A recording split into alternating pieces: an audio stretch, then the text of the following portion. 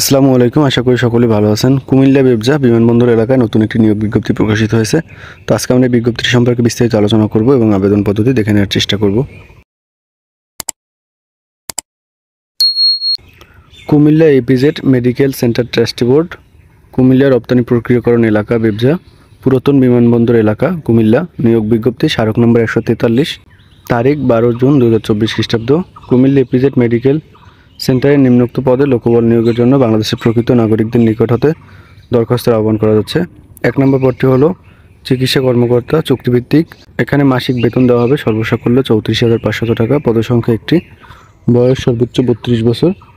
শিক্ষাগত যোগ্যতা MBBS ডিগ্রিধারী, বিএমএনডিসির registration প্রাপ্ত হতে হবে এবং অভিজ্ঞতা সম্পন্ন মহিলা প্রার্থীদের অগ্রাধিকার দেওয়া হবে। 2 নম্বর সিনিয়র স্টাফ নার্স চুক্তিভিত্তিক। এখানে মাসিক বেতন দেওয়া হবে 25,579 টাকা। পদসংখ্যা একটি। বয়স সর্বোচ্চ 30 বছর। শিক্ষাগত যোগ্যতা সরকার স্বীকৃত প্রতিষ্ঠান হতে 4 বছর মেয়াদী নার্সিং ডিপ্লোমাধারী হতে হবে এবং বাংলাদেশ নার্সিং কাউন্সিল হতে রেজিস্ট্রেশন প্রাপ্ত হতে হবে। 3 নম্বরে সহকারী হিসাবরক্ষণ কর্মকর্তা। এখানে মূলত 10ম গ্রেডে বেতন দেওয়া হবে। পদসংখ্যা একটি। বয়স সর্বোচ্চ 30 বছর। শিক্ষাগত যোগ্যতা বাণিজ্য বিভাগে ন্যূনতম স্নাতক ডিগ্রি সহ হিসাবরক্ষক অথবা ক্যাশিয়ার পদে ন্যূনতম 3 বছরের কাজের অভিজ্ঞতা থাকতে হবে। 4 নম্বরে রিসেপশনিস্ট কাম ডাটা এন্ট্রি অপারেটর। এখানে মূলত 11তম গ্রেডে বেতন দেওয়া হবে। পদসংখ্যা একটি। বয়স সর্বোচ্চ 30 বছর। শিক্ষাগত যোগ্যতা স্নাতক ডিগ্রি সহ সংশ্লিষ্ট কাজে 5 বছরের অভিজ্ঞতা থাকতে হবে। 5 নম্বরে রেডিওগ্রাফার 11তম গ্রেডে বেতন দেওয়া হবে। পদসংখ্যা একটি। বয়স এটার ক্ষেত্রে 30 বছর। এটার ক্ষেত্রে শিক্ষাগত যোগ্যতা সরকার স্বীকৃত প্রতিষ্ঠান হতে 3 বছর মেয়াদী ডিপ্লোমা ইন মেডিকেল টেকনোলজি বা রেডিওগ্রাফি। 6 নম্বরে হলো ল্যাব টেকনিশিয়ান। এখানে মূলত 11তম গ্রেডে বেতন দেওয়া হবে। বয়স সর্বোচ্চ 30 বছর। শিক্ষাগত যোগ্যতা সরকার স্বীকৃত প্রতিষ্ঠান হতে 3 বছর মেয়াদী ডিপ্লোমা ইন মেডিকেল টেকনোলজি। এবং সর্বশেষ হলো গাড়ি চালক। এখানে মূলত 16তম গ্রেডে বেতন দেওয়া হবে। পদসংখ্যা থাকবে একটি। বয়স সর্বোচ্চ 30 বছর। শিক্ষাগত যোগ্যতা 8ম শ্রেণী পাস এবং যানবাহন চালনায় সরকার স্বীকৃত নির্ধারিত কর্তৃপক্ষ হতে লাইসেন্স প্রাপ্ত হতে হবে এবং অভিজ্ঞতা সম্পন্ন প্রার্থীদের অগ্রাধিকার দেওয়া হবে। অর্থাৎ 8ম শ্রেণী পাশের পাশাপাশি আপনাদের লাইসেন্স থাকলে কিন্তু আপনারা আবেদন করতে পারবেন। সেক্ষেত্রে অভিজ্ঞতার প্রয়োজন নেই, তবে অভিজ্ঞতা থাকলে আপনাদের অগ্রাধিকার দেওয়া হবে।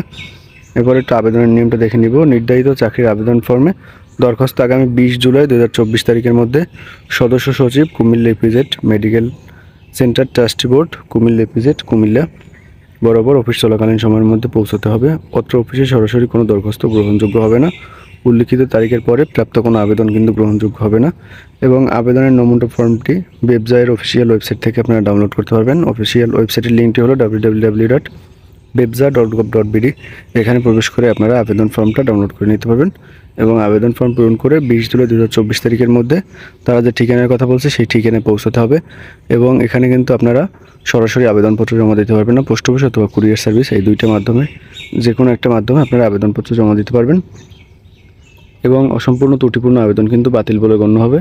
এবং আপনাদের আবেদনপত্রের সাথে যে সকল কাগজপত্র সংযুক্ত করতে হবে, যেমন সার্টিফিকেটের ফটোকপি, পাসপোর্ট সাইজের ছবি, জাতীয় পরিচয়পত্র, প্রথম শ্রেণীর অফিসের কর্তৃক চারিত্রিক সনদ, নাগরিকত্ব সনদ, অভিজ্ঞতার সনদ যদি থাকে, এগুলো মূলত আপনাদেরকে সংযুক্ত করতে হবে।